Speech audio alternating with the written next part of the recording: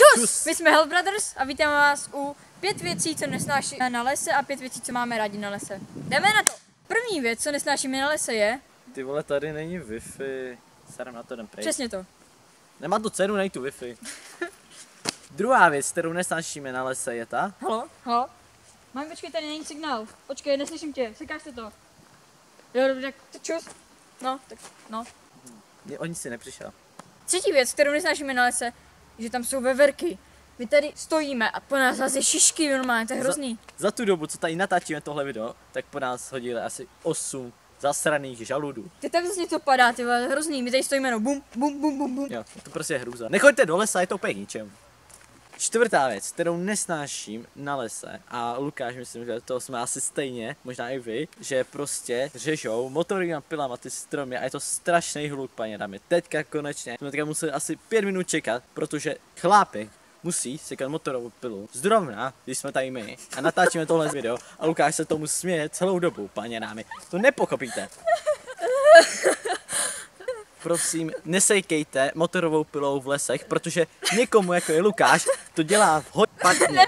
Prostě mu to prostě nikdy nesejkejte prostě ničím tady prostě, co dělá hluk, protože pak tady přijde Lukáš a mě úplně vás se vám tady vysměje, protože je to strašně. A pátá věc, co nesnášíme na lese, je kořeny. Ne, samozřejmě, že prostě jdete na do brd a mrdnete se. A teďka bude mít 5 věcí, co máme na lese rádi, pokud teda něco existuje. Takže první věc, co máme rádi na lese, je to, že tady je příjemně. Je tady krásný vzduch. Druhá věc, kterou máme rádi na lese, je ta, že se tady dělají pěkné fotky. Ano, je to tak. Jsou tady docela pěkný věci, no. Prostě můžete tady prostě dělat úplně libový fotky, prostě jako. Třetí věc, co máme rádi v lese, je borůvky. Ano, můj milí diváku, borůvky.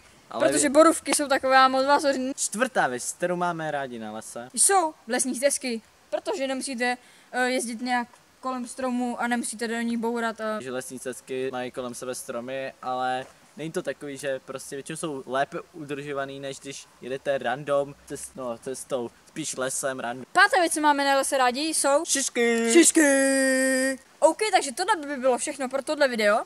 Pokud se vám video líbilo, hoďte tam like, nějaký fajn komentář. Taky napište do komentářů, co se vám na tomhle videu líbí a nelíbí. Koukněte se na naše kanály, kluky mu tam bude takový nový video, 5 problémů fotograf a na mém teďka nic moc neuvidíte, ale mám tam nový video, který jsem já stříhal, takže což je na mě jako docela dobrý, jako já tady nechávám stříhat jeho a teďka tohle video jsem editoval taky já, takže...